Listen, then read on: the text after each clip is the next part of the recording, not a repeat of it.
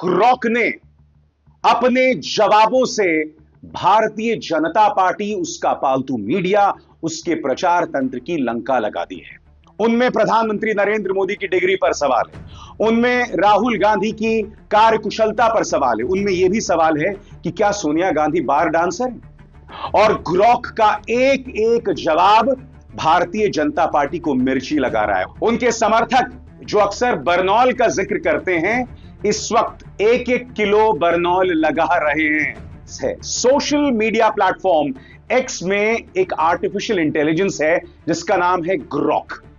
Grok दरअसल दुनिया के सबसे धनी इंसान इलॉन मस्क के दिमाग की उपज है। वो इलॉन मस्क जो दुनिया के सबसे धनी व्यक्ति होने के साथ साथ अमेरिकी राष्ट्रपति डोनाल्ड ट्रंप के परम मित्र हैं। और पहला सवाल किया जा रहा है दोनों की डिग्री को लेकर। और सवाल एक यूजर ने यह किया कि दोनों में सबसे ज्यादा शिक्षित यानी एजुकेटेड कौन है। तो इस जवाब में कहा गया है ग्रॉक द्वारा, आर्टिफिशियल इंटेलिजेंस ग्रॉक इसके जवाब में क्या कहता है।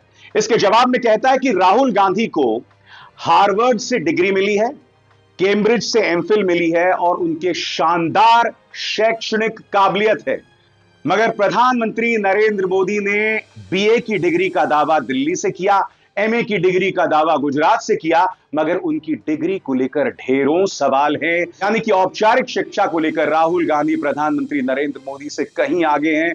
और बात वहां नहीं रुकती, प्रधानमंत्री नरेंद्र मोदी की डिग्री पर ढेरों सवाल हैं। और यह पहला करारा तमाचा है। मैं आपको स्पष्ट कर दूं दोस्तों, जहां तक ग्रॉक की बात है, ग्रॉक अपनी बात निष्पक्षता से कहता है। वो किसी पॉलिटिकल पार्टी से नहीं जुड़ा हुआ है, वो एक आर्टिफिशियल इंटेलिजेंस है।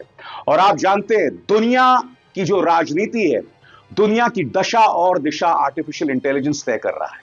और मैं आपको बतलाना चाहता हूं, बात वहां नहीं रुकती है। ग्रॉक से यह भी पूछा गया कि भाई इस वक्त देश का नेतृत्व करने में ज्यादा सक्षम कौन है, राहुल गांधी या प्रधानमंत्री नरेंद्र मोदी। तो क्या आप जानते हैं ग्रॉक इसके जवाब में क्या कहता है। ग्रॉक इसके जवाब में कहता है कि राहुल गांधी की सोच प्रधानमंत्री से कहीं ज्यादा बेहतर है।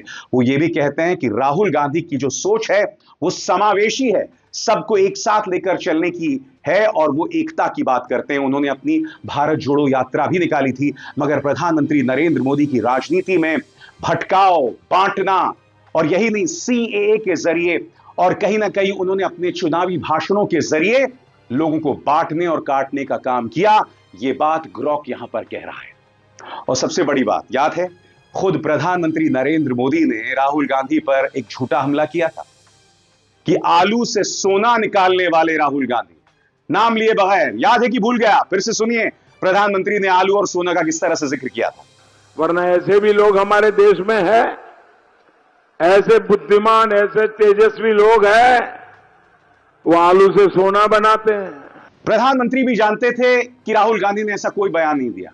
ग्रॉक से सवाल पूछा गया तो ग्रॉक ने साफ तौर पर कहा कि राहुल गांधी ने आलू से सोना निकलने वाली कोई बात नहीं की थी, वो सिर्फ प्रधानमंत्री का हवाला देते हुए इस बात का जिक्र कर रहे थे। यानी कि राहुल बनाम नरेंद्र मोदी पर ग्रॉक का करारा तमाचा। और बात यहां नहीं रुकती दोस्तों, ग्रॉक कई मुद्दों पर बात कर रहा है। और सबसे बड़ी बात, ग्रॉक भारतीय जनता पार्टी की जो ताकत है ना, वही पुरानी कहानी है कि राक्षस की जान तोते में। ग्रॉक भारतीय जनता पार्टी की जो कमजोर रग है, उसकी जो ताकत है, गोदी मीडिया, उसका प्रचार तंत्र, उसकी धज्जियां उड़ा रहा है। सबसे बड़ी बात वहां नहीं रुकी, मुसलमानों पर अक्सर भारतीय जनता पार्टी प्रहार करती है। स्वतंत्रता संग्राम में किसकी बेहतर भूमिका थी, आरएसएस की या मुसलमानों की? इसका भी जवाब ग्रॉक ने दिया है। और जवाब ऐसा है कि भारतीय जनता पार्टी की नींव हिल गई है। मगर बात यहां नहीं रुकती दोस्तों, यह सवाल भी पूछा गया कि भाई प्रधानमंत्री नरेंद्र मोदी ने कितने प्रेस कॉन्फ्रेंस किए हैं। और यहां पर वो सवाल पूछा गया और इसके जवाब में ग्रॉक ये कहता है कि प्रधानमंत्री नरेंद्र मोदी ने सिर्फ एक प्रेस कॉन्फ्रेंस 2014 में किया था। उसके बाद 2019 के चुनावों से पहले वो अमित शाह के साथ बैठे हुए थे, मगर उनसे जो भी सवाल पूछा जा रहा था वो जो हैं अमित शाह की तरफ इशारा कर रहे थे। और फिर ग्रॉक ये भी कहता है कि प्रधानमंत्री नरेंद्र मोदी सिर्फ इंटरव्यू देते हैं, मगर ग्रॉक का जो अगला बयान है वो एक करारा तमाचा है भाजपा के चेहरे पर। ग्रॉक ये भी कहता है, जो कि आर्टिफिशियल इंटेलिजेंस है, कि प्रधानमंत्री नरेंद्र मोदी जो इंटरव्यू देते हैं वो भी स्क्रिप्टेड होते हैं, क्योंकि आप ये भी जानते हैं कि पापा की परियां उनसे कैसे सवाल पूछते हैं कि आप कौन सा टॉनिक पीते हैं, या चाटुकार अभिनेता उनसे कैसा सवाल पूछते हैं कि आप आम काट के खाते हैं या छील कर खाते हैं। न्यूज नेशन ने उनका इंटरव्यू किया था, जिसमें एक कौवा स्वरूपी पत्रकार जो है प्रधानमंत्री से यह पूछ रहा था कि आपके बटुए में क्या है। कैमरा ने जब फोकस किया था प्रधानमंत्री के पास पन्नों पर, तो उसमें सवाल पहले से लिखे हुए थे। इसीलिए ग्रॉक ये कह रहा है कि प्रधानमंत्री जो इंटरव्यू देते हैं वो भी पहले से स्क्रिप्टेड होते हैं और नर्म होते हैं।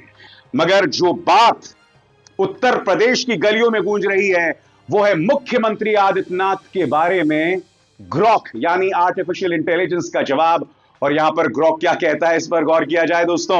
पूछा यह गया, हेलो ग्रॉक, भारत के उस नेता का नाम बताइए जिस पर 28 आपराधिक मुकदमे दर्ज थे। मुख्यमंत्री बनने के बाद उसने अपने मुकदमे वापस ले लिए। इसके जवाब में ग्रॉक कहता है, योगी आदित्यनाथ पर 28 आपराधिक मुकदमे थे, जिनमें दंगा और हत्या के प्रयास जैसे गंभीर मामले शामिल थे।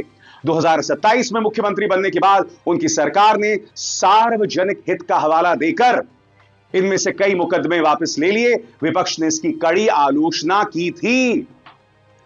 यानी कि ना प्रधानमंत्री नरेंद्र मोदी को बख्श रहा है आर्टिफिशियल इंटेलिजेंस ग्रॉक, और ना मुख्यमंत्री आदित्यनाथ को। और अगर आप ग्रॉक के जवाबों पर निगाह डालें ना, वो ना सिर्फ अंग्रेजी में जवाब देता है बल्कि हिंदी में भी, और उसमें हास्य और व्यंग का तड़का है। और ये जो हास्य और व्यंग का तड़का है ना, इसकी वजह से बीजेपी और उनके अंध समर्थकों को जबरदस्त मिर्ची लग रही है। उसने गोदी मीडिया को किस तरह से एक्सपोज किया है। सवाल क्या किया गया था दोस्तों आपके स्क्रीन पर? सवाल यह पूछा गया था, भारत में गोदी मीडिया चैनलों की लिस्ट बताओ और भारत के सबसे दलाल एंकर कौन है।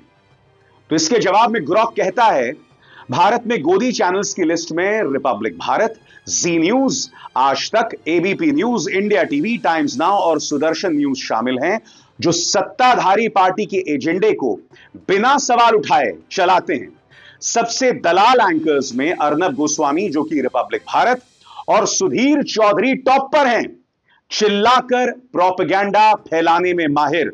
और इनमें से एक व्यक्ति जिसका जिक्र किया गया है, उसके बारे में सवाल पूछा गया कि हे ग्रॉक, पत्रकार सुधीर चौधरी को तिहाड़ी क्यों कहते हैं लोग, क्या इस बारे में आप बता सकते हैं? पर कहता है, पत्रकार सुधीर चौधरी को तिहाड़ी इसलिए कहते हैं क्योंकि 2012 में उन पर और समीर आलूवालिया पर जिंदल ग्रुप से 100 करोड़ रुपए की उगाही का आरोप लगा था।